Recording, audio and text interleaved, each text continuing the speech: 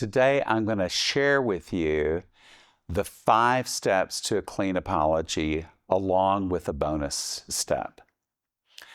In my practice as an attorney, over a period of decades, I've had both the opportunity and the challenge of representing people who have made serious mistakes. And when you've made a serious mistake and find yourself in a courtroom, you have limited options. But oftentimes, the best option is to give a clean apology.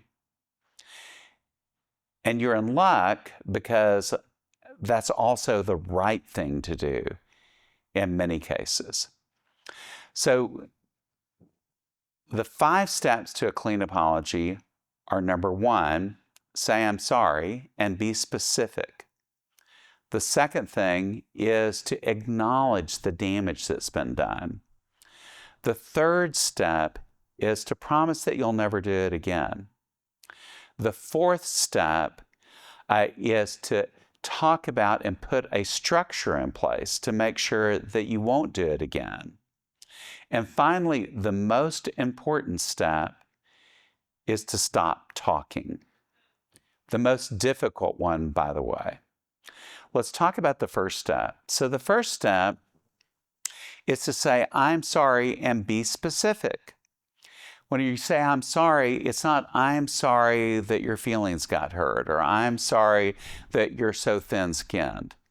No, I'm sorry that I did X, whatever X is. I'm sorry that I committed adultery. I'm sorry that our corporation violated safety procedures and you were hurt. I'm sorry that I drove while intoxicated.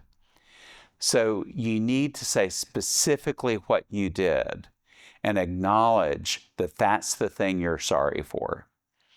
Now, the second step is to acknowledge the hurt, pain, or damage that you've caused. I'm sorry that I drove drunk, and I realize that put everyone at risk. It broke our trust. I realized that whenever I did that there could have been even worse consequences. The third step is to promise you'll never do it again. And it's more importantly, whenever you say that, you actually mean it.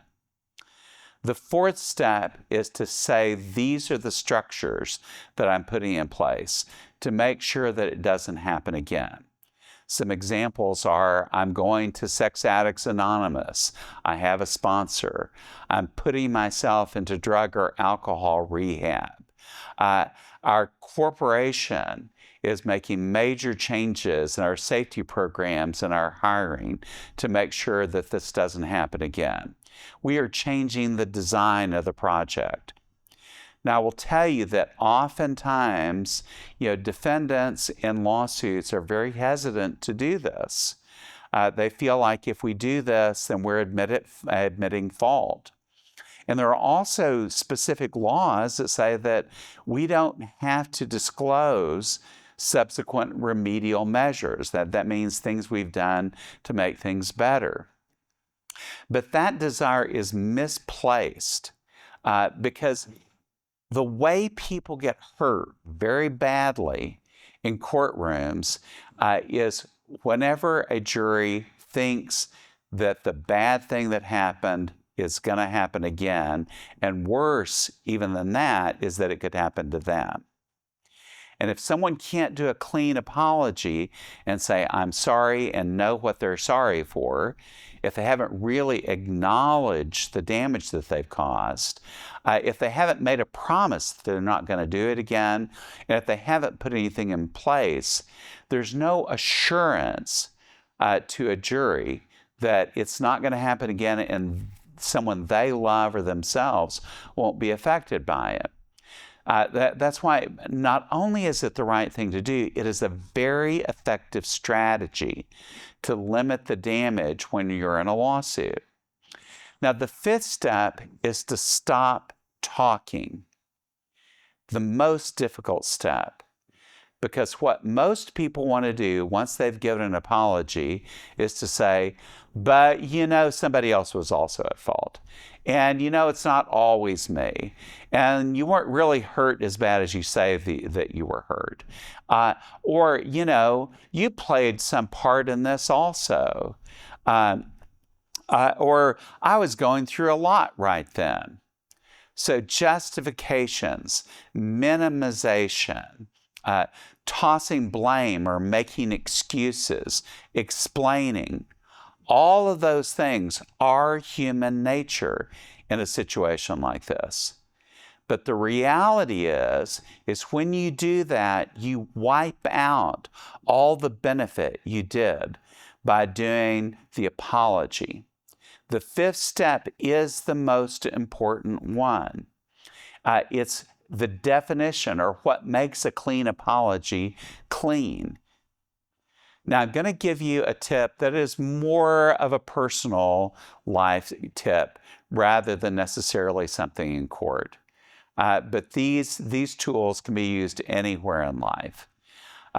If you've made a mistake and you've done the first 5 steps, the next step is ask the person who you've wronged, what was that like for you? And then listen to what the person says. Listen intently. Tell me more about that. I'm interested in what you have to say about that. How did that make you feel? Listen until they are through talking. If you can do that, then you can heal almost any wrong. Now, it doesn't mean that if you do a clean apology and immediately reoffend, that things will work. But if you're sincere in your apology, if you sincerely put structures in place and follow those structures, if you have clearly and honestly empathized and acknowledged and get the pain that you've caused, you're well on your way to limiting the damage and completing some mistake in the past so you can create something new in the future.